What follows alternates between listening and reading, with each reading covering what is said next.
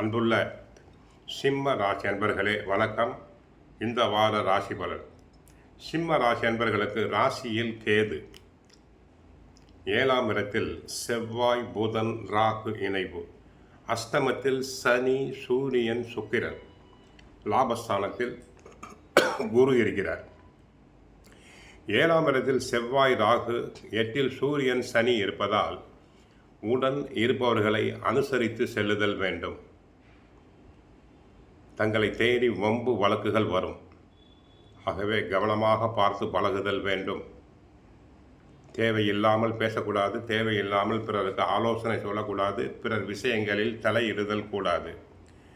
கணவன் மனைவி இடையே ஒற்றுமை தேவை. ஒன்றுமில்லாத விஷயங்களுக்கு கூட சண்டை சச்சரவுகள் வரலாம். பேச்சில் கவனம் தேவை.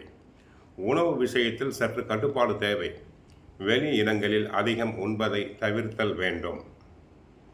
லாபஸ்தானத்தில் குரு இருப்பதால் கஷ்டமான நேரத்தில் எதிர்பாராத வகையில் பண வரவுகள் தங்களுக்கு கிடைக்கும். தொழில் வியாபாரத்தில் வேலையாட்களின் ஒத்துழைப்பு சிறப்பாக இல்லாவிட்டாலும் கூட உங்களுடைய தனித்திறமையால் அதனை திறமையாக கையாள்வீர்கள். கூட்டாளிகளை அனுசரித்து செல்வதன் மூலமாக ஒரு சில ஆதாயத்தை அடைய முடியும். உத்தியோகத்தில் உள்ளவர்கள் உங்களுக்கு ஒதுக்கப்பட்ட பணியில் மட்டும் கவனம் செலுத்துங்கள்.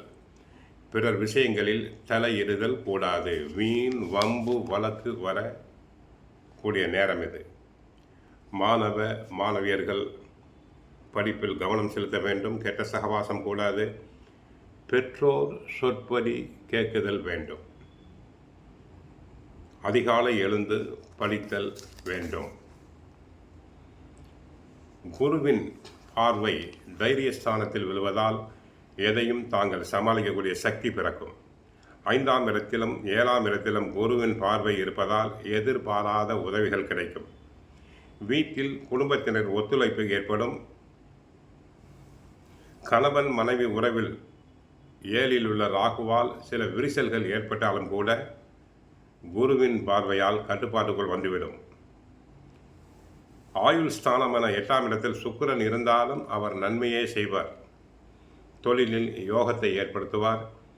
செலவுகள் வந்தாலும் ஏதாவது ஒரு வகையில் தங்களுக்கு வரவும் வந்துவிடும். ராசியில் கேது, லாபஸ்தானத்தில் குரு, ஆனால் வக்கிரமாக இருக்கிறார். செலவுகளை பார்த்து செய்யுங்கள். திடீர் என்று எதிர்பாராத செலவுகள் வரும். விரும்பாத செலவுகளும் தேவையில்லாத செலவுகளும் ஏற்பட்டு மன அமைதி பாதிக்கப்படும். ஆரோக்கியத்தில் கவனமாக இருங்கள். சுபகாரிய முயற்சிகளில் சில தடைகள் உண்டு. சரும பிரச்சனை, அலர்ஜி உள்ளவர்களுக்கு அது சம்பந்தப்பட்ட தொல்லைகள் ஏற்படலாம். சிலருக்கு அடிவயிறு, மூட்டு உபாதைகள் வரலாம். உடல் ஆரோக்கியத்தில் கவனமாக இருங்கள். தினமும் பகவத்கீதை, சுந்தரகாண்டம் படியுங்கள். கஷ்டங்கள் அனைத்தும் குறையும். சனிக்கிழமை மறவாமல் சனி பகவான் கோயிலுக்கு சென்று ஆஞ்சநேயரையும் சனி பகவானையும் வழிபடுங்கள். நல்லெண்ணெய் வாங்கி கொடுங்கள். வாழ்க வளமுடன். மங்களம் உண்டாகட்டும்.